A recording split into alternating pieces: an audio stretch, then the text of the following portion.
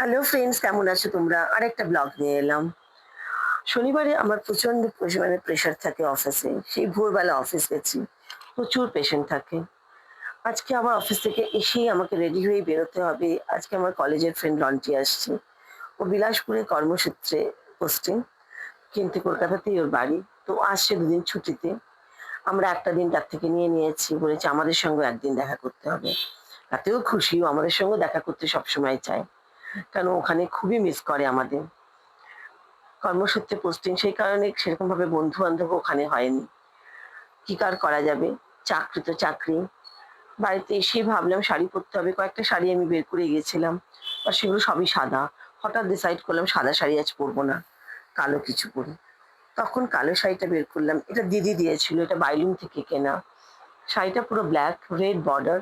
But আঁচলটা হচ্ছে এটার পুরো আসল জিনিস। আঁচলটা হচ্ছে পুরো কাঁথা স্টিচ। আর এই কাঁথাটা একদম ডিফারেন্ট। এই শাড়িটা আমার খুবই স্মার্ট পিস, খুবই পছন্দের শাড়ি। বাইলুম যে একটু অন্য জায়গার থেকে আলাদা, সেটা কিন্তু বাইলুমের শাড়িগুলো থেকে বোঝা যায়। আর এই কালোটাও একটু অন্যরকম কালো, একদম যে ব্ল্যাক কিন্তু নয়। আমার এই শাড়িটা খুব পছন্দের শাড়ি। ভাবছিলাম কালো টিপ পরবো না লাল টিপ পরবো। ভাবলাম চুলটা খুলে রাখবো না চুলটা বন্ধ করে রাখবো, বেঁধে রাখবো। এইসব আর কি। আমি তো ফাউন্ডেশন ইউজ করি না। সেই কারণে আমার কাজল, লাইনার, আই শ্যাডো এরকমই আমার মেকআপ থাকে। আর একটুখানি ময়েশ্চারাইজার আর একটুখানি পাউডার, এই থাকে আমার মেকআপে। আমার স্কিন খুব সেনসিটিভ, তাই জন্য ফাউন্ডেশন আমি ইউজ করি না, করতেও পারি না। আমি ভাবছিলাম আমি কত ব্লেসড। আমার স্কুলের বন্ধুদের সাথে, কলেজের বন্ধুদের সাথে, অফিসের বন্ধুদের সাথে, পাড়ার বন্ধুদের সাথে, জিমের সাথে, যোগার সাথে, সব জায়গার বন্ধুদের সাথে আমার এখনো কন্ট্যাক্ট আছে। কত মানুষের বন্ধুই নেই। তাদের জীবনটা সত্যিই কত কষ্টের, আমি তাই ভাবি। বন্ধুদের সঙ্গে মান, অভিমান, হিংসে, ঝগড়া সব থাকবে, রেষারেষি সব থাকবে। কিন্তু তারপরেও বন্ধুত্ব থাকবে। একে অপরের জন্যে দৌড়ে যাবো, মিস করবো। কখন কি কিনছি, কখন কি হচ্ছে সব গল্প করব। এগুলোই তো হচ্ছে আসল। বন্ধুদের মধ্যে হেলদি কম্পিটিশন কিন্তু সবসময় ভালো। পৌঁছে গেলাম ক্যারাভেন ক্যাফে। কথা ছিল আমি সবথেকে হয়তো দেরি হবে ভেবেছিলাম। গিয়ে দেখলাম আমিই সবার আগে গেছি। তারপরেই শুক্লা এসে গেল।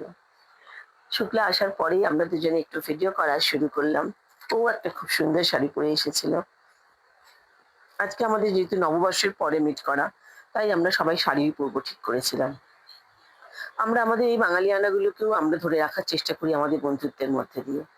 আমাদের কাছে এই ছোট ছোট ফেস্টিভ্যালস গুলো, আমাদের এই রিচুয়ালস গুলোকে আমরা সবসময় সেলিব্রেট করার চেষ্টা করি। আমি আর শুক্লা একটুখানি সময়টাকে নষ্ট করা যাবে না। তাই আমাদের মনের ক্যামেরাতে, আমার ক্যামেরাতে একটুখানি ভিডিও করে রাখলাম। তোমাদেরও তো দেখাতে হবে। আর এগুলোই হচ্ছে আমাদের, যখন আমরা একা থাকি তখন দেখি। রন্টি এসে গেছে। রন্টি একটা বিউটিফুল কুশা সিল্ক করেছিল ছত্তিশগড়ের। দারুণ দেখতে শাড়িটা। আমিও বিলাসপুর গেলে কিনবো বলে দিয়েছি এরকমই শাড়ি। তারপরে আমাদের রন্টি যখন ঢুকেছে তো ওর হাতে দেখেছি কি সব প্যাকেট, মানে আমাদের জন্য গিফট এসেছে। তারপর দেখো আমরা পাঁচজনে এসে গেছি। অনা আর মধুদি আসতে পারেনি। নীল শাড়িতে বু, আর এই যে অদিতি। কি সুন্দর লাগছে না অদিতিকে? সবাইকে কালকে খুব সুন্দর লাগছিল। আমাদের অ্যাকচুয়ালি বন্ধুরা যখন মিট করি না, একটা অন্যরকম মজা থাকে, তো সেটা পুরো চোখে মুখে রিফ্লেক্ট করতে থাকে। আমাদের আড্ডার কোনো মা বাবা থাকে না। কোথা থেকে কোথায়, পলিটিক্যাল থেকে পুজো, পুজো থেকে ছেলে মেয়ে, ছেলে মেয়েদের থেকে ভবিষ্যৎ, তারপরে শাড়ি, জামা কাপড়, খাওয়া দাওয়া, নেক্সট কবে দেখা হবে, সব রকম আড্ডা থাকে আমাদের। দেখো আমাদের কি সুন্দর। এর মধ্যে রন্টির অফিস থেকে ফোন এসে গেছে, ওকে দিল্লি যেতে হবে। দিল্লি তোর মিটিং। ওর মাথা খারাপ হয়ে গেল, ভাবলো কখন আমি প্রেজেন্টেশন রেডি করব। এই হচ্ছে মুশকিল। অফিসে চাকরি করলে আমাদের কখনো ফ্রি টাইম থাকে না। এইগুলো হচ্ছে আমাদের চলতে থাকে লাইফে। এর মধ্যে রন্টি ড্রাইভারকে নিয়ে চলে গেছে পুলিশ। সেটা গিয়ে আবার সলভ করতে হলো। ক্যারাভিন ক্যাফের খাবার ভীষণই ভালো। আমরা যেন বারবার এখানে ফিরে আসি, কিন্তু আমার মনে হয় ওদের শেফ চেঞ্জ হয়েছে। আমি ফিডব্যাকও দিয়ে এসেছি। কালকের খাবার খুব খারাপ ছিল। ভালো বলেই রন্টিকে আমি নিয়ে গেছিলাম এখানে। বাট একদম খারাপ ছিল এখানকার খাবার কাল। আমি ওদের ফিডব্যাকও দিয়েছি। এরকম কিন্তু হওয়ার কথা ছিল না। যাই হোক, সেটা কথা না। আড্ডা টাড্ডা মেরে বাইরে আমরা রেস্টুরেন্ট থেকে বেরিয়ে বাইরে এলাম চা খেতে। এবার হচ্ছে আমাদের বিদায় বেলা, এটা হচ্ছে সব থেকে কষ্টের। নেক্সট কবে আবার দেখা হবে জানি না। কেমন লাগলো আমার ভিডিও তোমাদের বলো।